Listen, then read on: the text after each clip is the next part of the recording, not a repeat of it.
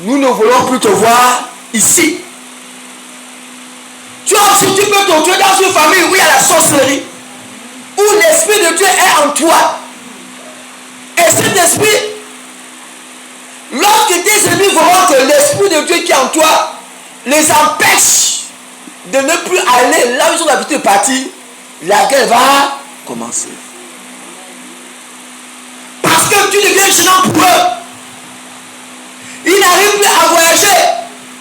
Ils n'arrivent plus à agir à cause de la couverture spirituelle qui est en toi.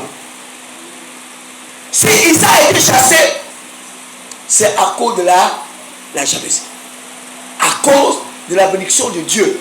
À cause de la puissance qui était en lui par l'entremise de son père. Alléluia. Aujourd'hui, tu as été certainement locataire. Tu es allé louer une maison. Le bailleur a constaté que tu l'empêches de voyager astralement, ou tu l'empêches d'agir. Il est obligé de te créer des problèmes pour que tu libères sa maison. Mes enfants, tu vas commencer à entendre, mes enfants sont aux États-Unis. Elle n'a jamais eu des enfants qui sont aux États-Unis. Mes enfants doivent rentrer à la fin du mois, donc on commence à chercher une autre maison. Or, c'est les stratégies qu'ils utilisent. Parce que tu deviens gênant pour lui. Lorsque tu es à côté de lui, ou bien dans son terrain, il y a une certaine flamme qui se dégage et qui l'empêche de pouvoir rentrer dans le monde mystique. Alléluia. Alléluia. C'est ce que Isaac a eu. Isaac, lorsque Abimelech a vu Isaac, il a dit, il faut que tu parles ici parce que tu es beaucoup plus puissant. Alléluia. C'est pour te dire qu'il y a aussi des gens qui reconnaissent la puissance et l'autorité que Dieu a mis en toi. Alléluia. Mais ils ne te le diront pas. Mais dans leur cœur, ils ont peur de toi. Alléluia. Oui. Isaac partit de là. Isaac partit de là. Et campa dans la vallée de Guérard. Et campa dans la vallée de Guérard. Dans la vallée de Guérard, où il s'établit. Oui. Isaac creusa de nouveau les puits d'eau. La Bible dit que Isaac creusa de nouveau les puits d'eau qu'on avait creusé du temps d'Abraham. Qu'on avait creusé du temps d'Abraham, son père. Et qu'avait comblé les Philistins après la mort. Et qu'avait comblé les Philistins après la mort de son père. Et il leur donna le même nom. Et il leur donnait le même nom que son père leur avait donné. Que son père leur avait donné.